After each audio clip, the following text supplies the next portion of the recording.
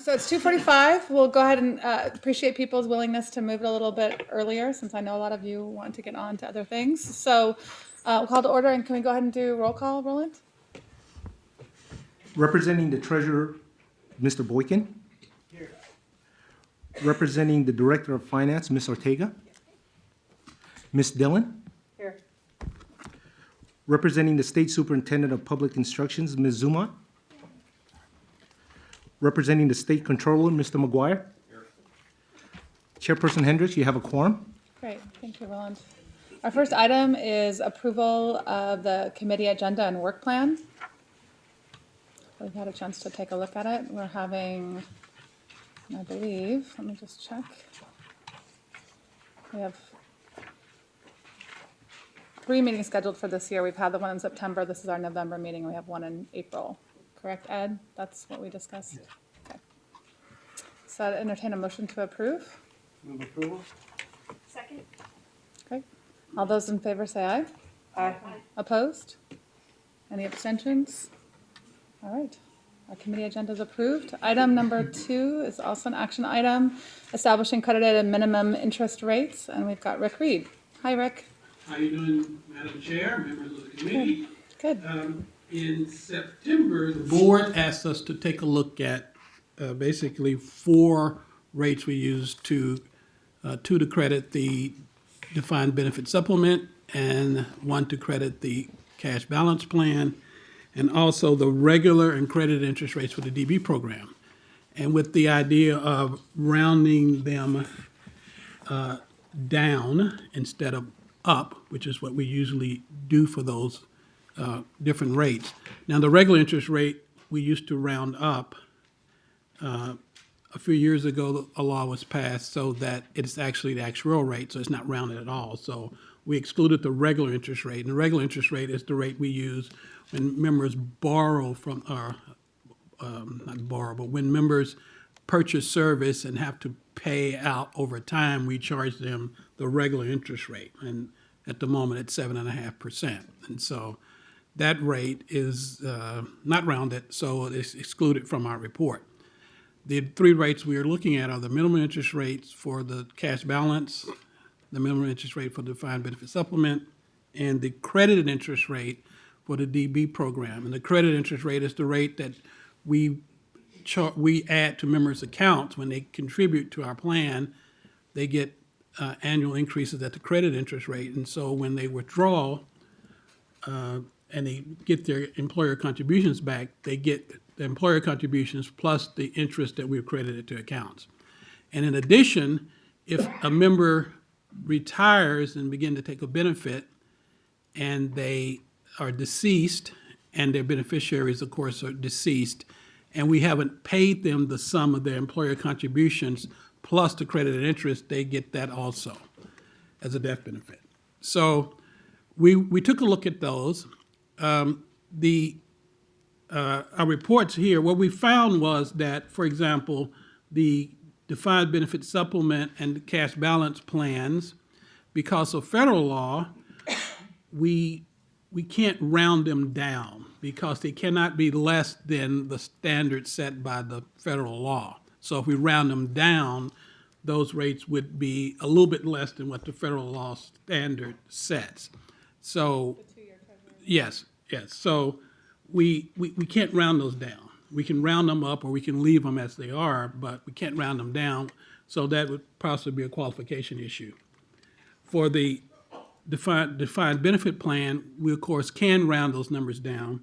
And the result of our study shows that saves about $30 million annually to do that. So we take the credit interest rate, we round it down, and we'll save probably about $30 million annually. Now that changes back and forward depending on what the actual rate is and how far we round down, but on the average, it'll save about $30 million in annual benefits. What that means is when somebody leaves the plan and takes their employee contributions, they're going to get a little bit less.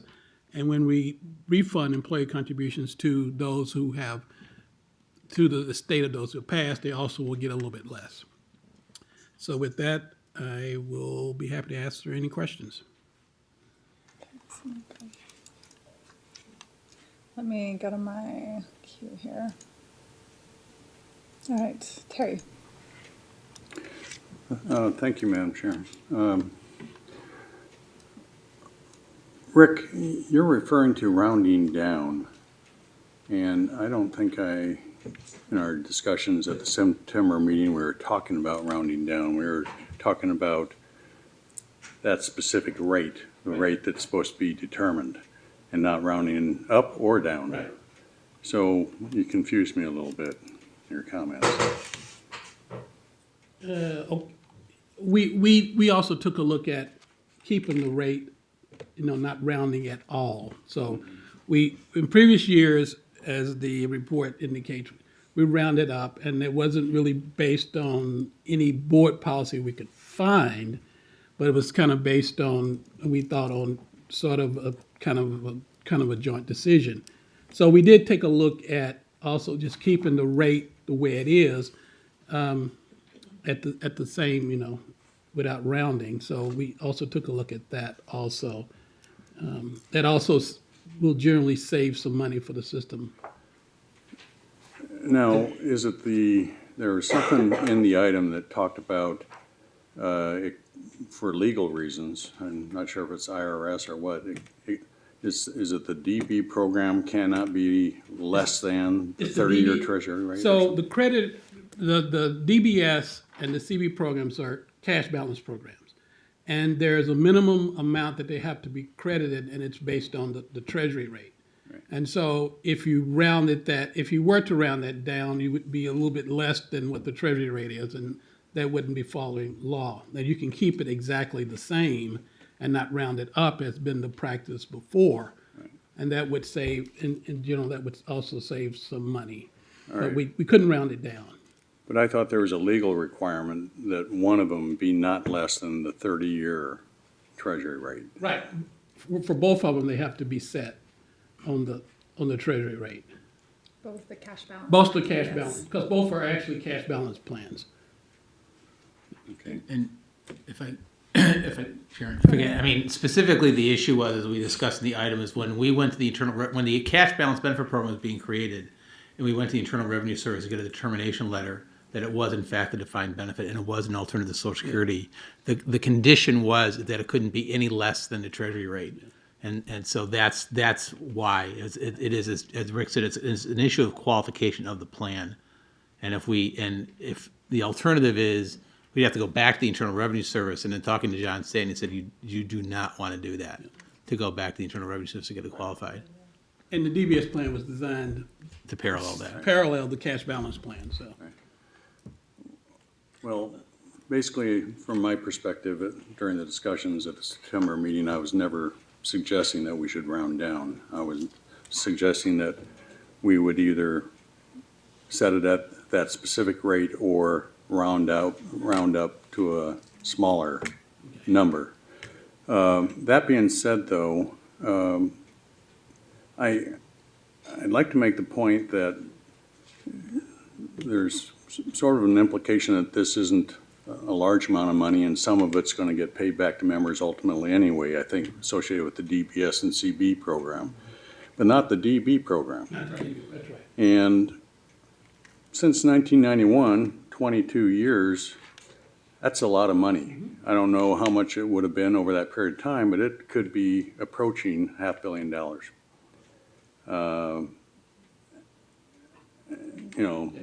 And I think that's something that we should be concerned about. It's something that I think we ought to approach this. We have the capabilities within the system to be more precise in our calculations and in our crediting of member accounts. And we have a situation where I think every dollar counts to this fund. And therefore, I'd like to make a motion to have these programs credited going forward at the specific interest rate, at the specific rounded up to the nearest basis point, rounded up to the nearest basis point for each of these three programs. That'd be my motion. So is there a discussion on the motion? I have some thoughts or a question about it. So can you restate, Rick, what the staff recommendation is? Because I want to kind of parallel that to what Well, Terry's, it's basically, we Motion is- basically said that depending on what the board policy is, so there's really no recommendation. It's really a matter of the board deciding, where they want to go on this. And if the board, wanted to make it as close to the treasury amount as possible, excuse me, turn this off,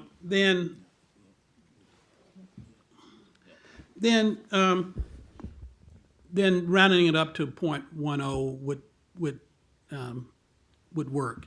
So this is sort of the board discretion. We don't really say that it's necessary to round up the way we were rounding up before. There's no real reason for that. I think our report indicates that there was no board policy established prior to that we could find. And we went back to 1974 looking at the board agendas and what the policies were. So this is completely up to the discretion of the board, and we didn't make an exact recommendation. We just outlined what the savings would be for each of the board policies. Rick, I think the controller's motion was over. was. Yeah, the point- board point policy oh- is to the nearest basis point. Right, Yeah. so 0.01, which Right. is different than the write-up, which was Right. 0.10, so. Yeah, we gave it 0.10 would be the next highest, but 0.01, we wouldn't have, I think, any recommendation against that, so it's. So Dana? So a question to the maker. There was discussion within the write-up that if we did change what we did with the DBS and the CB programs to maintain symmetry, we ought to also do it with the DB program. Did you include that in your motion? Or were you planning on leaving the DB alone? What's that here, go Terry? Yes, staff did make the point that it's potentially not consistent with the next agenda item, which is basically rounding, it's established at a 0.1%. But personally, I think that these are two separate, totally unrelated issues. Establishing the rate for service credit purchase is a totally separate issue and represents, in many respects, as we'll discuss at the next agenda item, a cost to the fund also. But I think it's the type of measurement that I don't think we have to be as precise as we probably should be relative to crediting member accounts with this interest. All right, thank you. So, Roland, can you restate the motion on the table for Mr. McGuire? The motion that I have is that the programs be credited at the specific interest rate up to the nearest basis point for each 3 programs. Okay. Just because the next highest basis point, Next highest basis point. next highest, not the nearest. Hang on. Go ahead. I don't see you on there, Dana. Did you push it? Yes, We need the programs in Okay, motion. there we go. Yeah, there we go. can just, Yeah. So I just want to make sure that I understand. Because when I read the discussion, I know we're going to talk about the contribution rate for permissive service credit purchases. But the determining credited interest to the DB is the interest that's credited if someone refunds, correct? If someone refunds, or if a member dies before they've collected, Goes to their beneficiary. and the beneficiary, if they have a beneficiary, the beneficiary also has to die before they've collected the amount of contributions plus the credited rate that, that their Okay, so contribution is are credited. we, so Terry, you're leaving that at whatever it is that we credit it to now. Was there a reason that we tied, is it the same for, it's different for permissive service credit, the interest we would charge a member on the permissive service credit as it is on what we credit to someone if we're giving them back their contributions, right? The interest rate, Okay. we charge them at 7.5 if they purchase it over time. Thank you. yeah, and I think, Dana, I think just to clarify, I think what Terry was suggesting is that the DB credited interest rate also be set at what the interest rate is rounded up to the nearest basis point. Point. I think what he was suggesting, he didn't Okay. feel the need to have the contribution rate rounding and the credited rate Rate rounding the be same. be Okay, I symmetrical. just- Okay. Yeah. All right. So I'm sorry that I didn't make myself clear when I asked that. That's what we should. 'Cause that's what I was asking. Motion. Right. Yeah. And also, just to be clear, you're suggesting that the next time that the board adopts rates would be, which would be in April of next year. You're not suggesting they be changed right now. Right? They've established the rate, the board established the rate for this fiscal year. Credited. Fiscal year which Credited and ends- minimum interest Yes. rates have already been established Yes. for the year, so you'd have to, So And the this, year ends begins July 1st. July July 1st. Right. 1st. So that means at the April board meeting for the next fiscal Yes, year. for the next fiscal year. well, Sorry, I You brought it up. you gave him enough. Should have let sleeping dogs lie. There's about 7 months left in this fiscal year. I mean, again, just to make, the only fiscal impact in the long run is on the DB program. The other ones, it doesn't affect it one way or the other because it gets distributed one way or the other it's in just the a matter long of who run. gets it. Yeah. All right, let me ask this question, Ed. Rick, I think both of you said that this calculation comes into effect most often when the member dies. On the DB side, On the yes. DB side. No, or if they take a refund. It comes in most often on, when a member takes a refund. On a rare occasion, do they get the return of employee contributions with interest after they retire. Most of the time, they're going to collect enough benefits to collect more than what they've contributed. So, but there are occasions when that occurs. I think Peggy could probably address that more. When we pay, Interest rate calculated just one time a year Yes. and credited one time a year. I don't know how often it's credited to the accounts. It is established once a year. It's established by the board. Right. We're not sure exactly. I don't know offhand whether or not, maybe Robin knows whether or not it. get credited when there's if there's a refund, we would do a credit, or if there's a return of contributions and interest as a result of the death of an active member, then we would credit. So, but otherwise, it's credited during annual update. So it'll be once a year then. Right. But so there are transactions that create the opportunity for a credit. I hope I'm. And I would say that most members exhaust their employee contributions within 3 to 4 years. We debit that account first. And so we take all the money that the member has paid in and the credited interest on that money before we consider the bulk of the fund in making those benefit distributions and payments. Other systems spread that over a longer time period. I believe CalPERS spreads it over a 10-year period, but we pay first in, first out kind of thing. I mean, we take those employee contributions first. So probably the more frequent application would be in a member who refunds, who terminates service and refunds their account. Generally, members wouldn't be eligible to receive a return of contributions and interest unless they died very soon after retirement. It happens, and we provide the funds to the member's estate or the member's option beneficiary as appropriate. And then if the member had an option beneficiary, then we continue the option beneficiary payment and continue to debit the member's employee account. So, over the lifetime of both the member and the option beneficiary, we would have exhausted those funds. So upon the death of the option beneficiary, there would be no contributions and interest left to credit to the estate. Okay, and our process has been to adopt new rates annually in April, be effective July 1. Okay, Dana? I would hope that we wouldn't do this immediately, that we would go forward and do it in April when we normally do. Just because when we do changes to the system, historically, we give our stakeholders a certain amount of time to get used to the fact that that's what is going to happen. Not that this is huge by any means, but I think that's a practice that we've developed, and I think we ought to stay with that.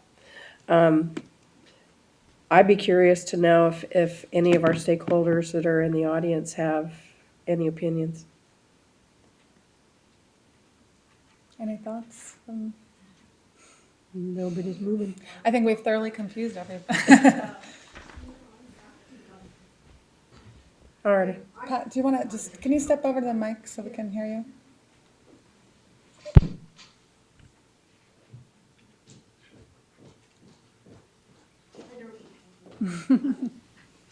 Pat Geyer, retired teacher. It just seems to me that for the defined benefit program members that are credited the amount, that it would be nice to accurately credit them that amount and not say, well, we're rounding it, and so therefore you've even though it's a few dollars. And sometimes it's the idea.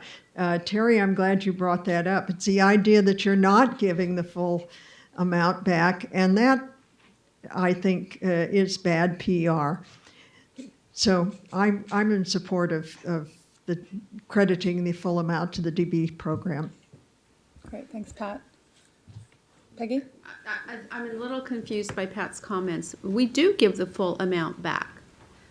And in fact, in a later agenda item, we are talking about the retirement progress reports, and that's the notification where we indicate to the member what has been credited to their account in terms of their contributions and the interest associated with that. So there's an annual reporting to the membership on what that amount has been. The full amount of that, the full value of that has been credited is available to the member. So there is no rounding of that amount. The rounding is the rate that is used to calculate the amount. Does that make sense, Pat? Did you follow that? Or we can, it's the rate. Okay, yeah, you guys can talk offline. Any other questions or Grant? Sure. Oh. It's just one thing, I think, in Sure. response to Jack's comment about sort of identifying the programs. I think it would be helpful because 20 years from now, when somebody asks a question, is where do we come up with that? I think it'd be good to have a document that actually says it. So basically, what's being recommended is that the credited interest rate for the defined benefit program be equal to the interest rate on 2-year Treasury notes for the previous 12 months, rounded up to the next basis point. For the cash balance benefit program, it's the average rate of 30-year U.S. Treasury notes during the 12-month period ending in the February immediately preceding the plan year, rounded up to the nearest basis point. For the DBS program, the minimum interest rate is based on the average rate of 30-year U.S. Treasury notes during the 12-month period ending in the February, not less than the credited interest rate. As the law requires that, rounded up to the nearest basis point. So that's what the policy would be, and that's what we would report to you every April to set the next rate. Great. Grant, did you want to? Sure. And thanks, Ed. And if we want to That doesn't- document for posterity the rationale for the decision we're making today, I think what convinced me is that we didn't have the rationale for rounding up to the next quarter, and there's significant savings. Great, thank you. Are we ready to vote on the motion? We have a motion and it's been seconded. Do we want to reread them? I mean, you just kind of reword it. Do you want to? Are you voting on his motion? We're voting. Terry's, as clarified by Ed Durman. I don't know. Is that, What you're acting on. so should we have Roland kind of reread the motion so we're all clear on what we're voting on? The motion that I have is to have program credit at the specific interest rate rounded up to the next highest basis point for the defined benefit supplement, and the cash balance programs. Effective July 1st. 14, right? You ready to vote? Oh, go ahead, Dana.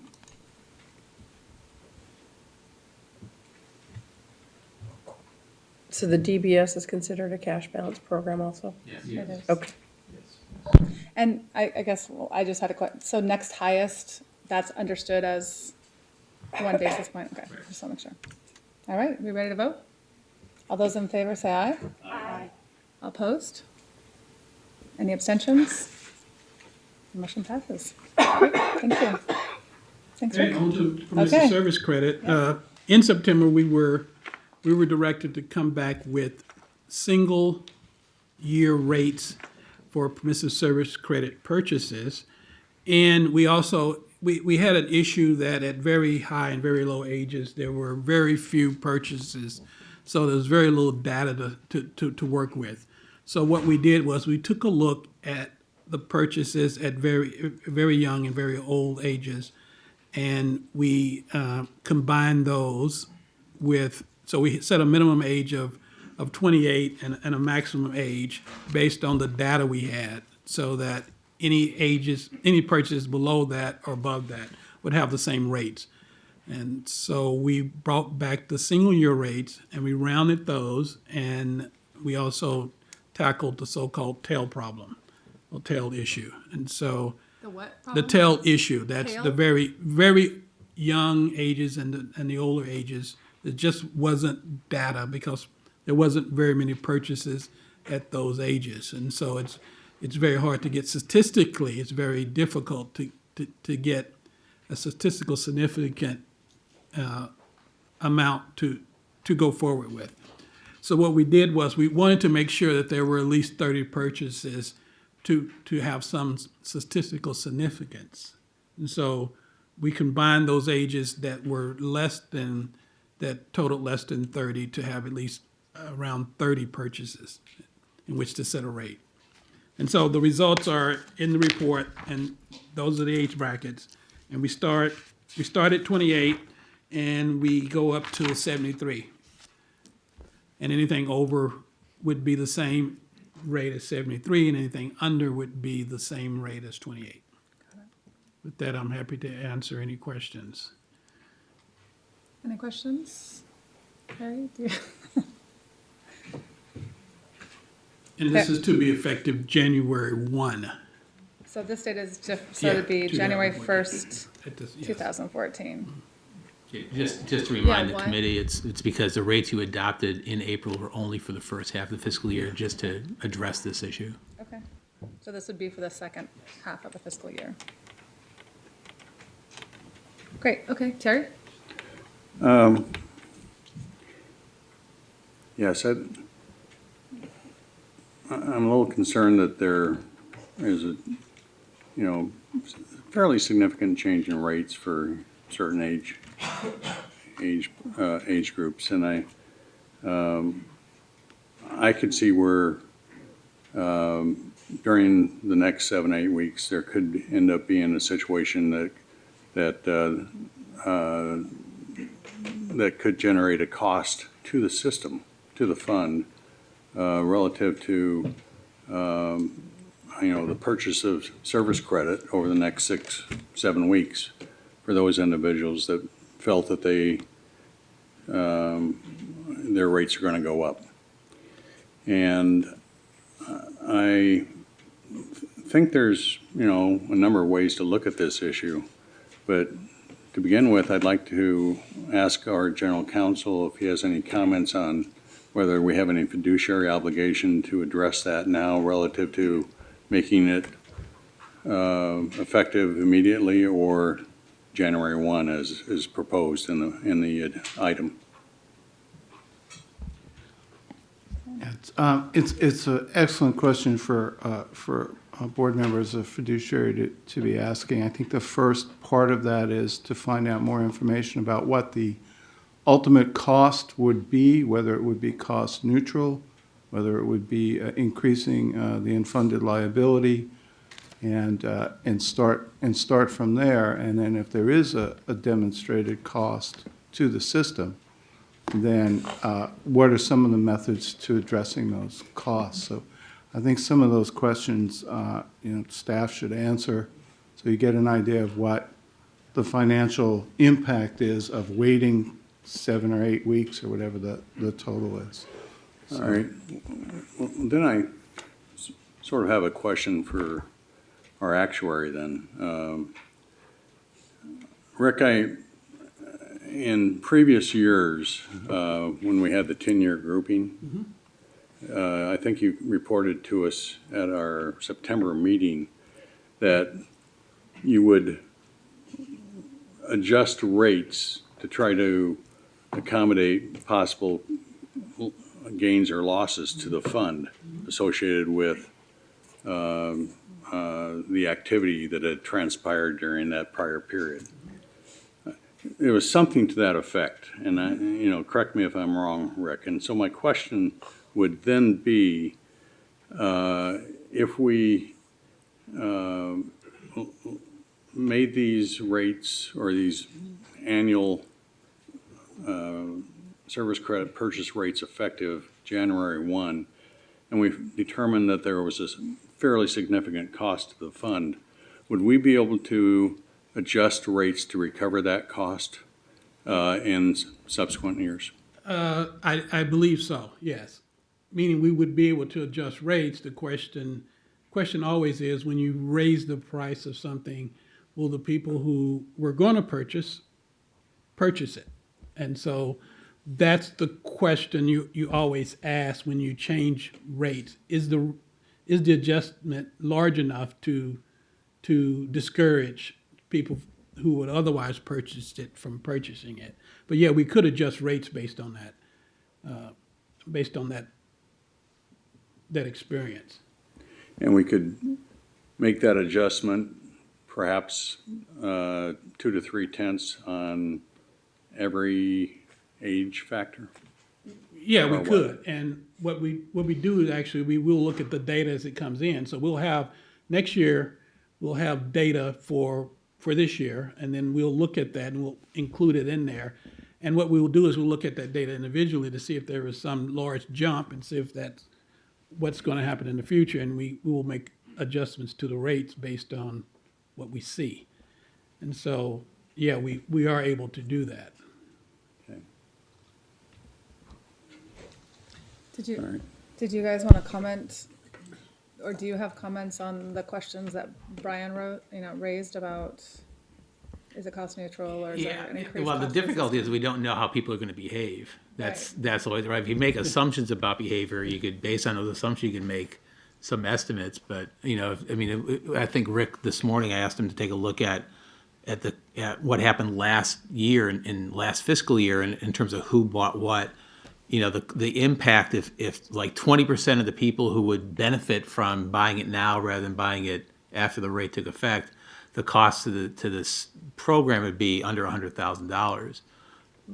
But to balance that, just so you know, there's that consideration. But right now, the system can't accommodate this kind of rate structure. We're in the process of building that capability now, so that we wouldn't be able to process anything until that was finished, which could take close to the end of the year, by the end of the month. The online calculator doesn't have any information, can't do the calculations, so nobody could figure out what it would cost them. And for whatever it's worth, I just think that when we communicated to members about these are the rates for the first half of the year, and then the board will adopt rates in the second half of the year, now you're sort of changing it in the middle, changing what the direction that you were planning on going. And I just worry about what reputational impact that might have. So, there's just a number of other considerations other than just the cost. And like I said, the cost isn't a large amount of money relative to the total program. Right. So, Well, it harkens back to Dana's comments about, we always try and give our members, a heads up or give them time to anticipate any changes in costs so that they can plan ahead. So, and it sounds like the other issue that you're bringing up is the START system and the ability to, because we've gone from a 10-year span to a 1 year span. 1 year Right. span. And we're in the process of modifying START to accommodate that. Jan, can I ask a sort of a clarifying question Sure. of Rick, I think, to get into Mr. McGuire's question. I think what you said was that you could look at the data and slice it so that the board could see what the cost of having a window period was. Yeah, we could look at the data, and we could look at the purchases, for example, between now and the end of the year, once we get the data in, and you could see whether there's been any large increase in people, purchasing because they have lower prices than before. Okay, and then you could capture that, assuming that people would continue to purchase, Right. but you could capture that cost in a future rate. Yes. Okay. So we could look at the data, we could capture that cost in the future rate. So if if it meant that the system lost money because because of anti-selection is what we call it. When people look at that and say, well, I can purchase now rather than January, then we could actually capture that cost. So my suggestion in response to your original question to me, Mr. McGuire, is that you might want to ask staff to come back with those figures so you could look at what that actual cost was. So it sounds like we can do that, but isn't one of the challenges, don't we have to make a decision, because we have to make a decision on the second half of the Yeah, I think fiscal year? what Brian suggested is after we've gone through that experience, report back what the experience actually was. And we could certainly do that in April when we bring back the Right. rates. Yeah. So can we have that as an informational item, Helen? Thanks. And then I've got Irena? Yeah, this is back on the question of being able to adjust the rates in the future to make up any potential losses. And maybe this is an issue that always exists when you can do that. But one of the reasons why we're looking at this is to address inequities within the tiers, right? So inequities within the folks who are purchasing this. So if we take an action that delays the implementation and create a potential run-up on applications that generates this additional cost that then we are going to fund with a rate increase next time, we're creating another inequity by putting the costs on the next group of folks who want to purchase the credit. So that I'm raising that as a question about whether or not we should do the change immediately so that we don't artificially create this cost that we're going to then solve again next year. What we don't know is if we change the rate, whether that actually, sometimes it results in a gain. Because now some of the people, for example, don't want to purchase it now. And those are the people who would have purchased it and wouldn't have lived very long. And so it creates a gain. And so because individuals are not able to really assess at this point, and over a period of time, you only have about 6 weeks, whether really I'm beneficial from purchasing this, because you're giving the system money to purchase service. You're not getting it without a cost.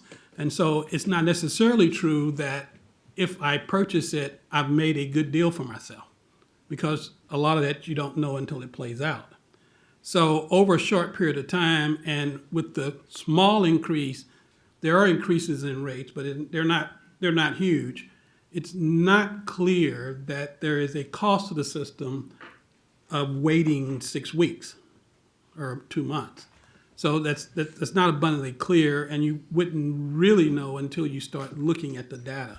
So even if there is a small run-up, that's not necessarily a cost to the system, because again, some of the people who probably shouldn't have purchased it, as it turns out, service, actually purchased it. And so that's kind of when I go through processes, that's kind of the consideration I think about when I think about cost of the system. I think about all of the behavior changes and the financial implications of those going into the future. So for 6 weeks, it's more difficult to say. Back in 2004, when we made dramatic changes, so everybody's costs went way up. And so that was pretty clear that the delaying that would cost the system, because if you're looking at a large group of people who are doing it, then it's easier to say for a large group that that's a cost of the system versus a very, very small group, which what we're likely to have doing that. So it's much easier to make assumptions for larger groups than the small groups that we're likely to look at. I think the good news here is you really have a pretty narrow window you're talking about. This isn't really that expansive to stimulate dramatic adverse selection. So I think sensibly, it's not a bad window at all. And I think Ed pointed out, we have significant operational reasons probably that we do need to wait to January 1st. We all know what happens to websites that aren't ready for prime time. So I think you need to hear the caution in our voice that we're not prepared to program that and have a functioning calculator for the public and those things. So we want to make sure things are tested properly before they're put out and everything. So Any other thoughts? And this is an action item, and the staff recommends that we adopt this table that we had discussed in September, the table with the single-year rates, and that the implementation of that start January 1st, 2014. So, any other discussion?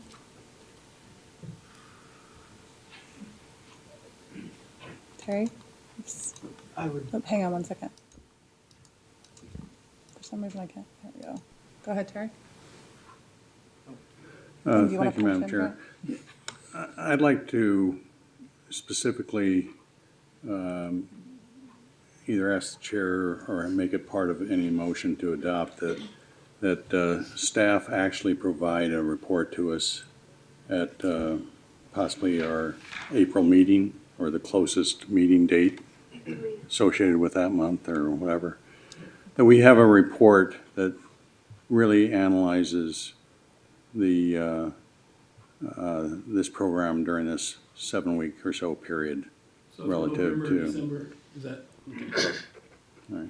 And again, our next meeting is April, correct? Ed? And that's when you'd be adopting the rates for next year, so we can incorporate it within that item, just identify what actually So happened. that's an information item for you, Roland, is to follow up with that. So staff providing a report based on the next 7 weeks. Great. Anything else? with, Go ahead and mention there. Go ahead. Okay. I was just going to make the motion to adopt the proposed resolution and the addition of Mr. McGuire's direction to staff of the reporting.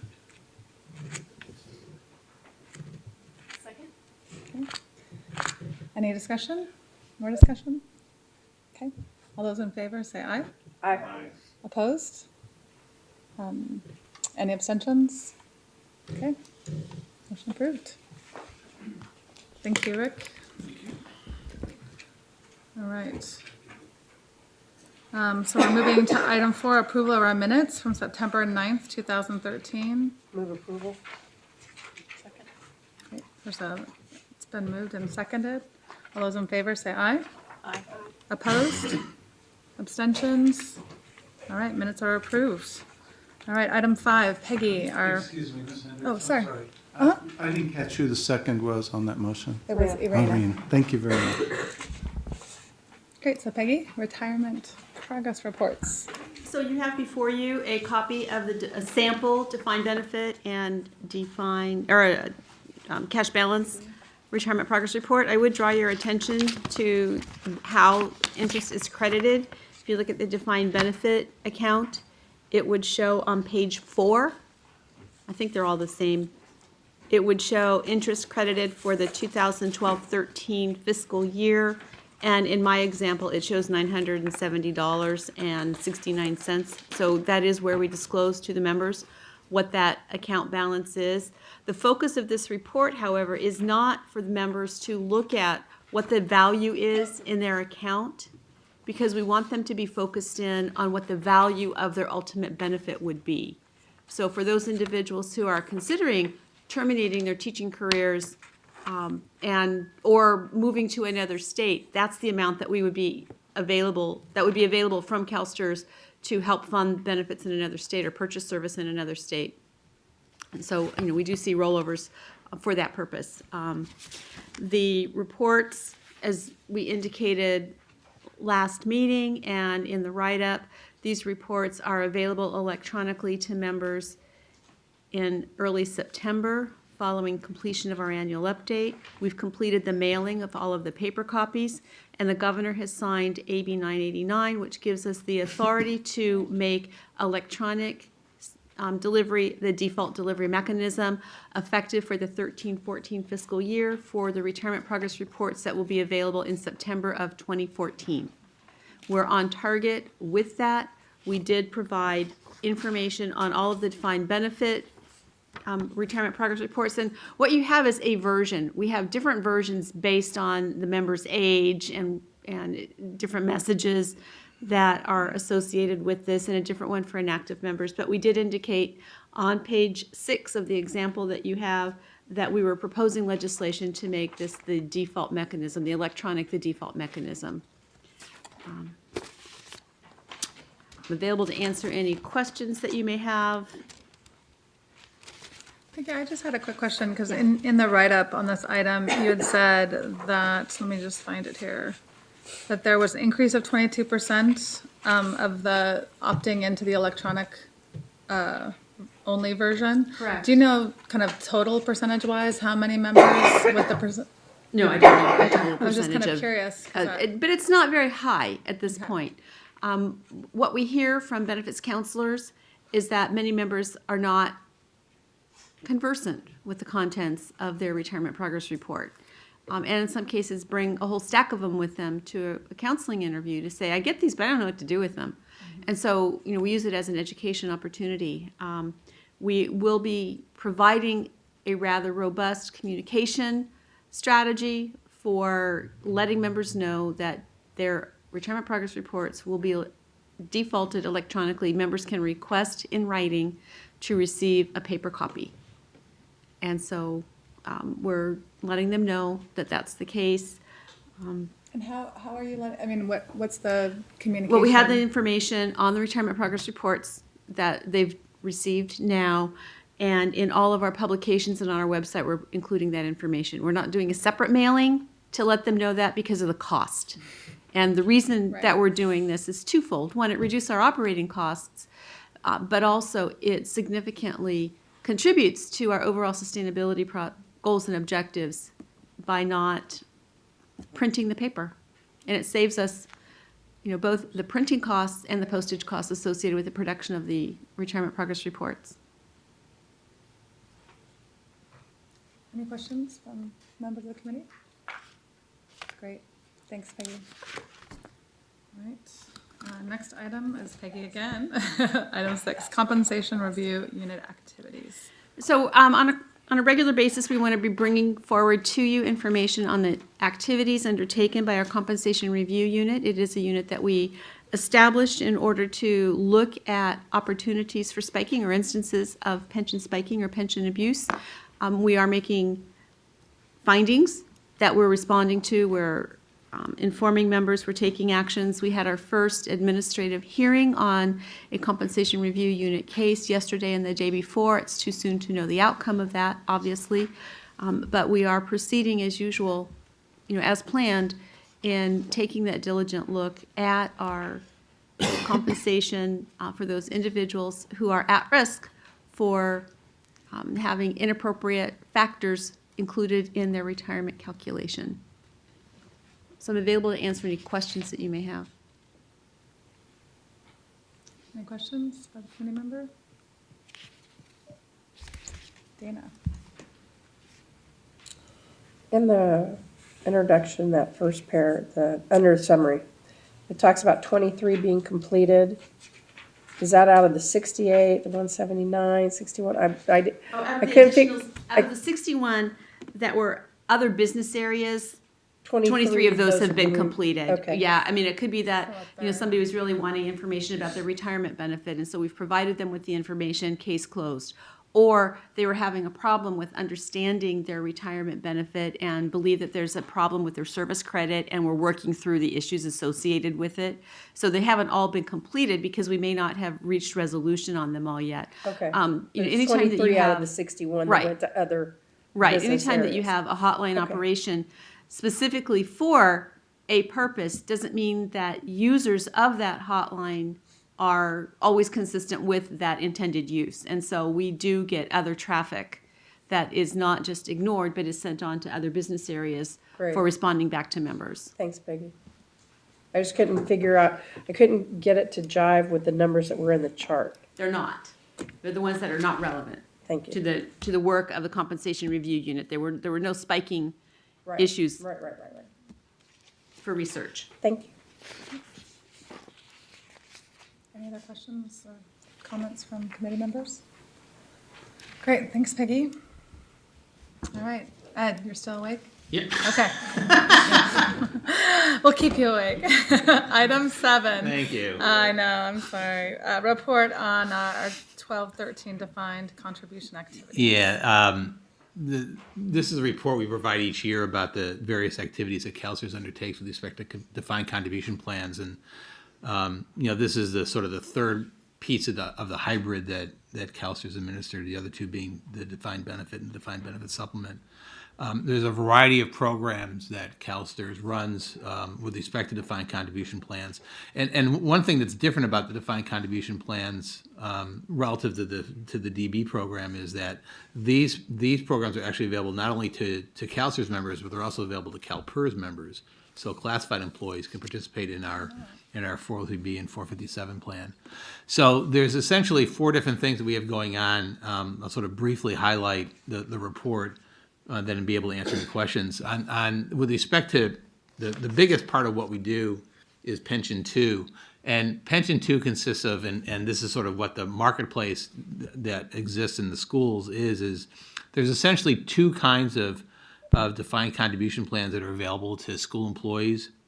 One's a 403B plan, and the other is a 457 plan. And 457 plans are generally available to public employees. 457 is the plan that state employees can participate under Savings Plus. 403B plans are available to educational employees, nonprofit employees, nurses, those kinds of people. So it's a more restrictive plan. 457 plans under the law, back up. 403B plans under the law in California have a much more, for lack of a better term, robust marketplace, in the sense of the law provides that anyone who is offering a 403B product in California, as long as they register their product with CalSTRS for 403B Compare, that we'll talk about in a few minutes, can offer that plan to a school employee. And so there's around a little over 60 such vendors that have registered, offering hundreds of products. So a school employee will be facing hundreds of possible products to choose from in a 403B. It's a very chaotic situation. California is sort of unusual in having that wide open marketplace. Most states don't have those kinds of rules. In contrast, a 457 plan, a district can adopt a specific vendor to be the administrator of that plan. And some of them do, but it's interesting that even though they could say that we're going to have a single vendor, similar to what the state has with Savings Plus, it's actually becoming more common that when school districts adopt a 457 plan, they adopt multiple plans with different providers, and it may be more reflection of the culture that California schools have, is the more the better. So it isn't uncommon to see a school employee dealing with perhaps 60 403B vendor choices and 3 or 4 457 plan choices. So it's a very difficult situation for employees to navigate, and it obviously has an impact on how much Pension 2 as a 403B and 457 plan can penetrate into that marketplace.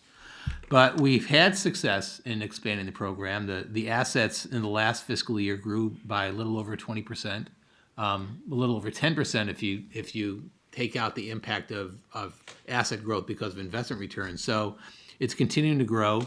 We had an 8% increase in participation in the 403B plan. So it is growing, but it is a small part of the overall marketplace. And quite honestly, there's not a lot of, the vast majority of school employees in California do not participate in a 403B plan, perhaps because it is so confusing for them to navigate that. So we're trying to work through opportunities to get people to understand 403B plans and Pension 2 in particular. One of the things that's unusual with our 457 plan is the 457 plan, in most cases, the investment choices that are available to the school employees are the exact same choices that are available in the 403B plan. The one exception to that is LA Unified, where they made the decision that they wanted to select on their own what those investment choices are. So there is some overlap. There are some choices that they have that we make available to our other 457 schools, but generally speaking, they're the ones that are deciding what ones to offer. And so we've identified sort of what the total assets of those plans are and isolate specifically what LA Unified has. And if you look further on page 43, you can see, we're continuing to see increases in participation for every age group other than those in their 20s. So that's continuing to expand, and the same thing's true in the 457 side. So the program is growing. There's no question about that. But it probably, at least under the current structure, will never be the major player in terms of assets under management. but it is the kind of program that it certainly appears that the CalSTRS members really appreciate having CalSTRS provide that program, because it's a low-cost program. It only provides mutual funds, doesn't have surrender fees associated with it, has very transparent fees, and is successful in doing that. Also, just so you know, as you have been told, we are just initiating the process for an RFP to identify the record keeper for the next period of time. So that's something that you'll be seeing at some point next year. The next program is 403B Comply, and what happened was a few years ago, the federal government sort of promulgated new regulations around 403B plans to make the responsibility of the employer much more similar to what employer's responsibility is under a 401k, and that put a significant burden on the employer, who now has to take responsibility of making sure that that requirements under federal law with respect to loans, with respect to contributions, all that they have a responsibility for that. And what every district ended up doing essentially was hiring someone to administer that plan for them. And a number of them came to CalSTRS asking if we could provide that service for them. And as we point out on page 45, there was legislation the board sponsored to secure that authority. We charge a fee to cover the costs. There'll be an item that will be discussed at the board meeting tomorrow around the financing of the program, in terms of the payback on some front-end costs. But it is a program that we have about 10% of the districts are participating in our program to provide a low-cost, transparent compliance and administration. Again, that's something that we contract out the actual service, and we will be initiating an RFP for that one, because that contract is going to be expiring fairly soon as well. The third program is, I made reference to 403B Compare, and that's something that was required under state law to provide a database that we administer, that every 403B vendor has to register and provide information with respect to their fees, to the products they offer, to the services they offer, contact information. And we post all that on the website so that employees can go online and see if, for example, they have 60 different choices, they can look at the fees of choice 1 versus choice 2 and make a more informed decision. So that's something that's been out there for almost 10 years now.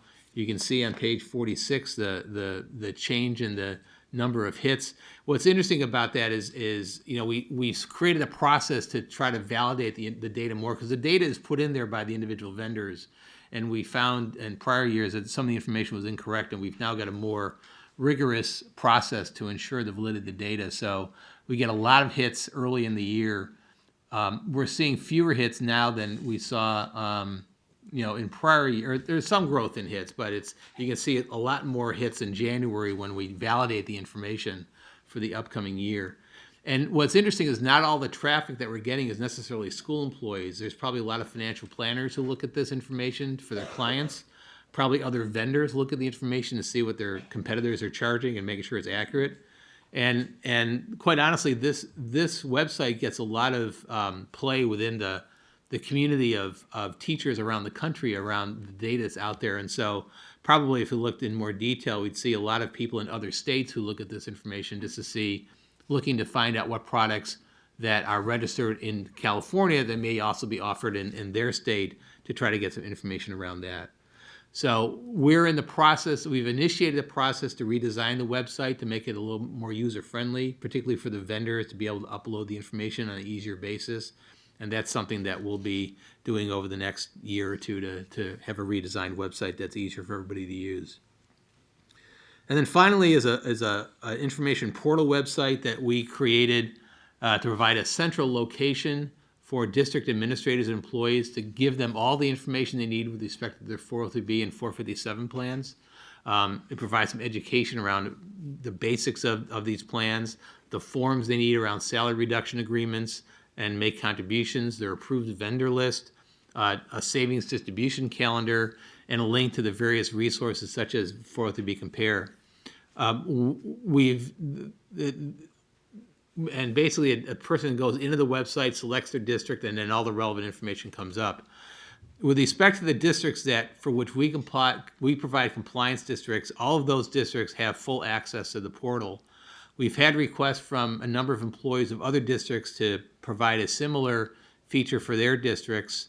And unfortunately, the districts have referred it to their own compliance administrator, and they've been reluctant to allow that because they want the employees to go to their own website to get that information. So the penetration of the portal is limited to the 165 districts for whom we provide compliance services. But for those, at least, it is a much more robust website. So in summary, we're continuing to work on the programs to try to improve them, to provide marketing for the Pension 2. We go to a lot of conferences and provide information to our members. We've created videos for the programs to make sure that people understand the importance of savings and the value of Pension 2. The program will continue to grow. We're looking at the procedures for each of the programs to make sure that we've got the appropriate internal controls. And as I said, for some of the programs, we have initiated procurement of third-party administrators for the 2 programs. So with that, I'd be happy to answer any questions. Any questions from committee members? Oh, I'm sorry. Oh, okay. Maggie.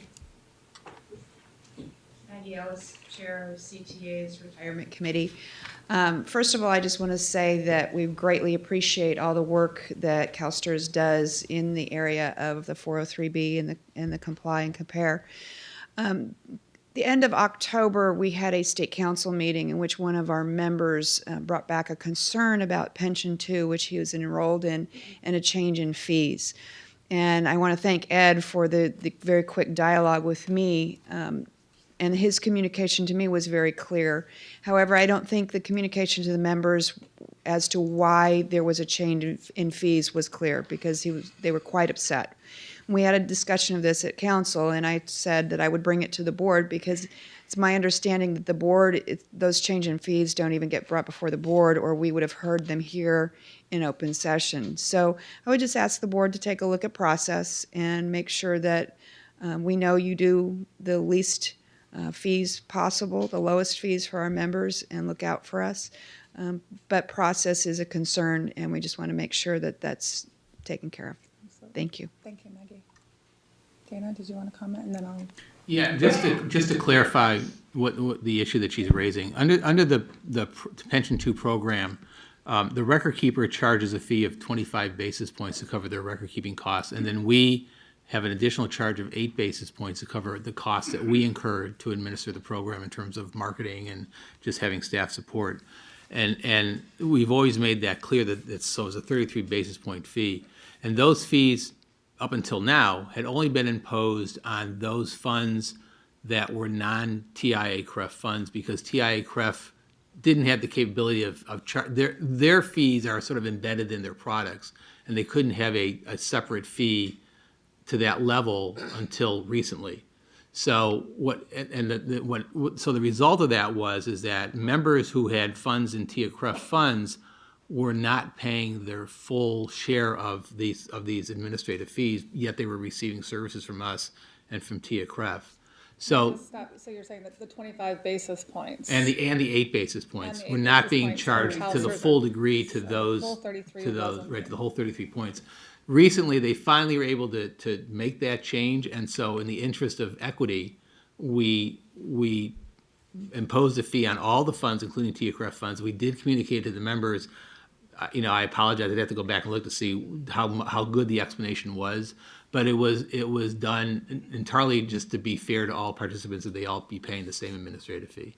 And what's I guess the other thing that I think always comes up is the timing of it. Is that something that people found out about? We gave them, Like, I can't few tell you for weeks sure or- how much notice we gave them. I'm sure we gave them at least 30 days notice that it was coming, but I could go back and check to see what the lead time was on that communication. Okay. So it sounds like, given Ms. Ellis's comments, you'll be kind of following up in terms of the communication that happened with those members. And Yes, we can certainly do, we can certainly, I don't know whether or not we've sent another communication elaborate on, although we can do something to do that. We'll certainly be better about that in the future when there's fee changes, and certainly we can communicate to the board whenever there's a change like that. certainly when we do whatever the next contract is, I anticipate there will be some change in fees at that point, and we'll make that clear to everybody what that is. And I did what, I know you and I have talked about this individually, but I wondered if it would be helpful. I do know that one of my questions when we talk about the supplemental retirement issues are, what is the role of the board? Because I know there is that, I forget the name of it, the Investment policy. investment policy committee. Right. So maybe could you speak to that a little bit, like what the board's role is in terms of? Right. I think it was back in September. Yeah, or maybe it was actually in July that the board delegated authority to staff to administer the programs, other than they would adopt the investment policy statement, which you did do in September. So you've adopted the investment policy statement that sort of guides the staff's what the staff does. And we're actually, an investment committee will be providing the first report about investment performance. And so there's that role. And then the other role is approving the contract for the record keeper, where we will identify what the resulting fees would be, both in terms of the administrative fee to the record keeper as well as the fee that we would be charging. So I just want to make that clear, Yes. that we don't actually, the board doesn't make decisions about who that record keeper is. It's Well, you this do by committee virtue that of does, approving but the we contract. approve the contract Right. or not approve the contract. Correct. Okay, thanks. Any other questions? I had one, Ed, about the information portal. So, so are you saying that some of the difficulties in terms of getting other districts on board is because of these third-party administrators? These, I know we use GEM at LACCD and. Right, but that's our Oh, administrator. okay, So you don't have a So we problem. don't, I know, we're on the portal, it's all right, but I guess, obviously, in a perfect world, it would be great to have Yes. everybody on there. So can you just tell me a little bit more about, so you're basically saying it's because they want they want people to come to their website? Yeah, I think so. I mean, Teachers, when they're looking there's sort of for two ways of looking at it. I guess the generous approach is they probably have their own website for providing this information, and they say, hey, we've got our own website. Why should we, let them use that one? So there's probably some validity to that, and that's understandable. We were a little bit concerned at times that people didn't want to have CalSTRS, which is a compliance vendor, providing a service to employees who are under a different compliance vendor, and that they felt that they, it was they were putting themselves at a disadvantage competitively. Right. So, we sort of, we can't force a district to provide the information we need. So if anybody ever wants to if the district ever decides to allow us to provide that service, we would be more than happy to do it. I think it's the challenge because I certainly don't want us to kind of cross a line on our end, but I certainly know, and I know the stakeholders in the audience know, that there's just so many horror stories around 403B and 457 vehicles, and we all have stories of friends that went to a pizza party and signed up for something 20 years ago and paid surrender fees to try and get out of it or have high fees. And so I think that, I think CalSTRS, we have such a great reputation. I think teachers really look to us, for sound, retirement and having a secure retirement. And so I certainly think the more we can be connected to these kinds of tools, because even this week, we had vendors coming into faculty offices this week and people calling me saying, is this supposed to happen? I said, no. I sent an email out to all the faculty. And so it's just kind of a chronic issue, I think, in terms of teachers looking for places they can trust. And I think this is a place and a name that they trust. So as much as we can get districts to connect with that portal would be great. We would agree. Any other comments or questions from committee members? Great. Thank you, Ed. All right, and you are on for item 8, the health benefits survey for 2012. So this is the third. We do these surveys every few years just to try to get updated information about the sort of the state of employee health benefits, particularly for CalSTRS members. And this is a study that we initiated last year. Excuse me. And we're just doing the report now, just to get to you. Where's the? Oh, I need the thing. Thanks. Thank you. So again, what we want to do is determine the scope of health benefits that are available to active employees, to retirees under the age of 66, and retirees who are over the age of 65. Excuse me. Now I'm going to start coughing.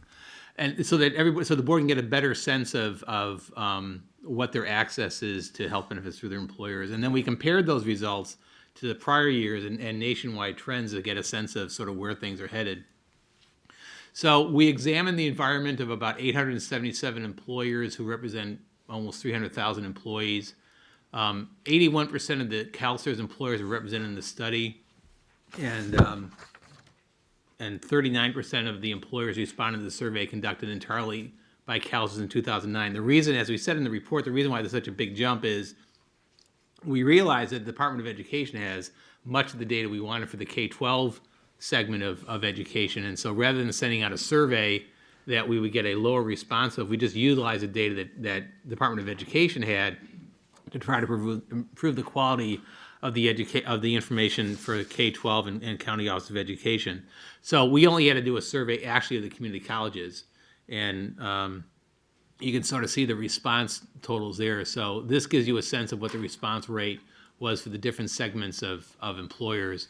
And, oh, thank you, Brian. Oops. Really? It's just a billable bottle.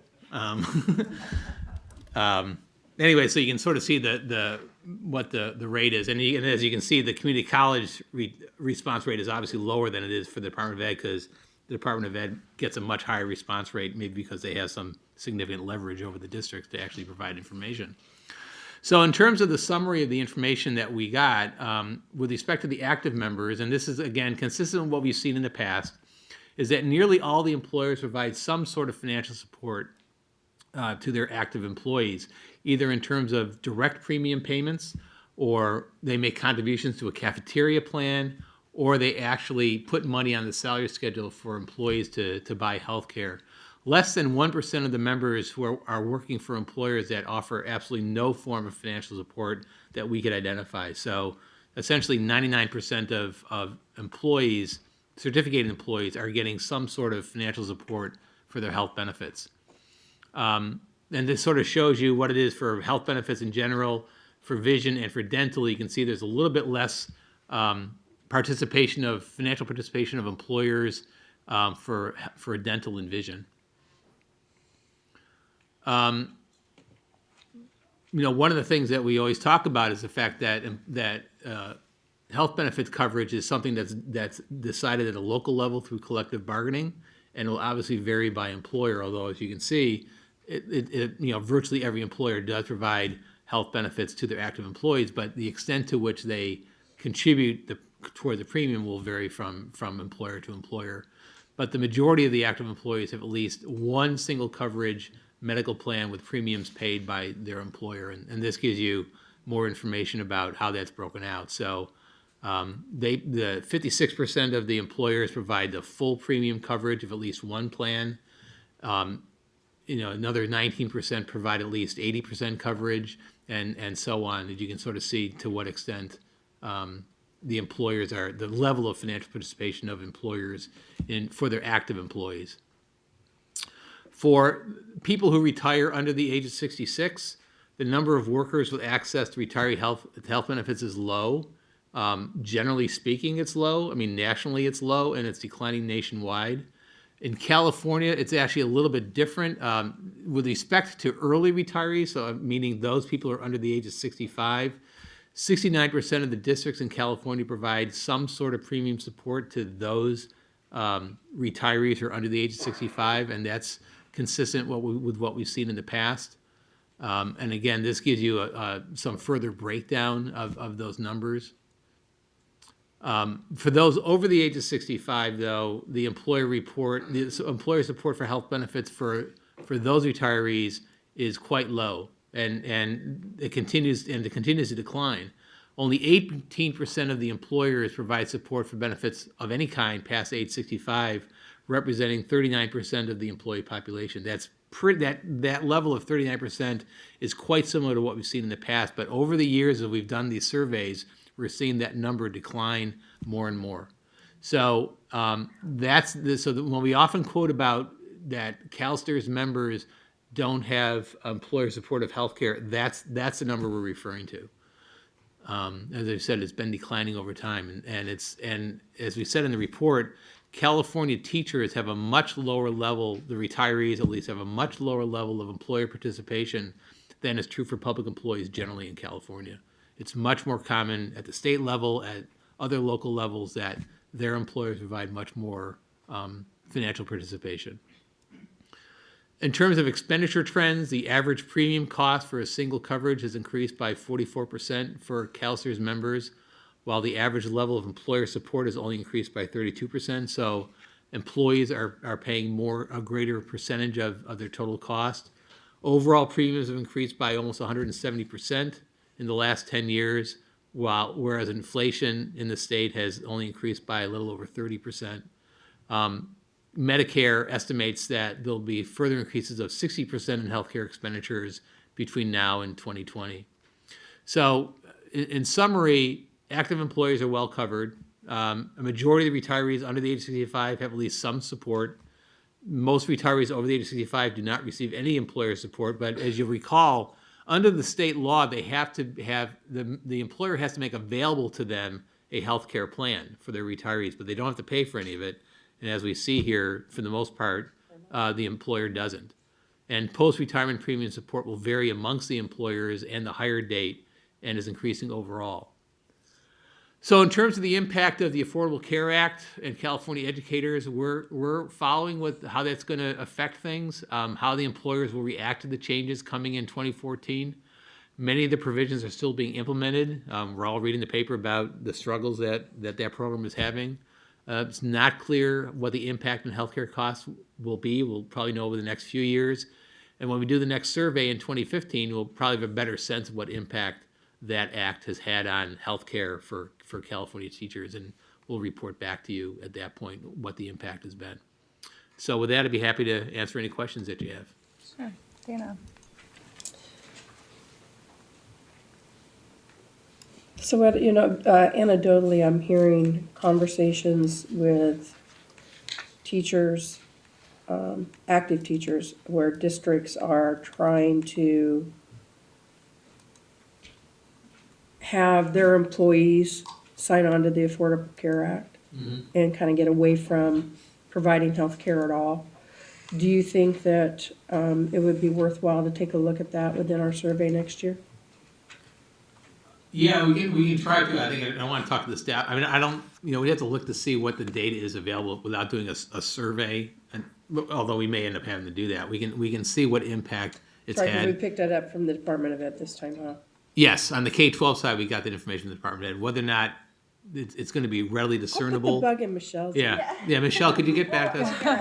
We'll have to see. The staff have a much better sense of the data to know whether or not how discernible that's going to be. But we can certainly identify it if we're seeing a trend, quicker than 3 years from now. We can certainly let you know what the impact has been. All right, thank you. Any other questions? All right, thank you, Ed. Yep. All right, item number 9, Ed and Peggy, your deputy CEO report. It has both of your names on it, so I don't know if both of you are presenting or it's just I just got one very short thing. I just want to let you know, many of you recall that Julia Duran, who was the director of our Defined Contribution Solution program, left CalSTRS to become head of the San Francisco Deferred Compensation Program, and we're just in the final stages now of the process of hiring a replacement for her. So hopefully we'll have somebody determined sometime later this month to be on board next month, and we'll certainly let you know at the next meeting who that person is. Sorry to see her go. And I just have one item, and it's really one that is special to me because it helps ground why we're all here. And I wanted to just highlight individuals who were named as California Teachers of the Year. Announcements were made yesterday. They were reported in local news late yesterday and in today's paper. And I'd like to just publicly acknowledge the work of the 5 individuals as educators who have been identified as Teachers of the Year. Angelo Bracco from Solano Middle School in Vallejo, Michael Hayden from Mira Costa High School in Los Angeles County, Linda Horst of Knoll Ranch Elementary School in Anaheim, and Jessica Pack of James Workman Middle School in Cathedral City. And then special acknowledgement to Timothy Smith of Sacramento area's own Florin High School for his identification as the California Teacher of the Year, who will go on to represent us at the state and national levels. And so I think that it's important that we acknowledge the contributions that all teachers make, but in particular, be grateful for the work of these individuals who've been nominated and selected as California Teachers of the Year. Absolutely. Thank you for sharing that, Peggy. Absolutely. Our congratulations go out to them. That's great. Okay, thank you. Is that the rest of your, okay, great. So item 10 is a review for information requests. Roland? Madam Chair, we have two information items. One of them is related to item 3 regarding the permissive service credit contribution rate, which was adopted. And that information item is that staff for the April 2014 meeting provide information as to whether members are purchasing service credit based on the implemented interest rates. The second information item is staff is to provide information for the April 2014 meeting and analysis of the permissive service credit program during the November through December 2013 period. I'd just add that information request was actually incorporated into the final motion, so we've got you covered. Okay, great. Excellent. Does that capture everything, Terry? Okay, great. Thank you. And then we have the draft agenda for the next committee meeting, which will be in next April. I know. It does seem long. It does feel like it is a long time from now. It's 5 months from now. Okay, and then our last item, 11A, is opportunities for statements from the public. So do we have anyone from the public who wants to say anything? All right, well, goodness gracious, what time is it? It's 10 after 4, and so I would, There ain't no more. I think we're adjourning the Benefits and Services Committee, so thanks. And what's for tomorrow? 9 o'clock? Board governance. Yep, so board governance at 9 a.m. tomorrow, so have a good night. See you guys tomorrow.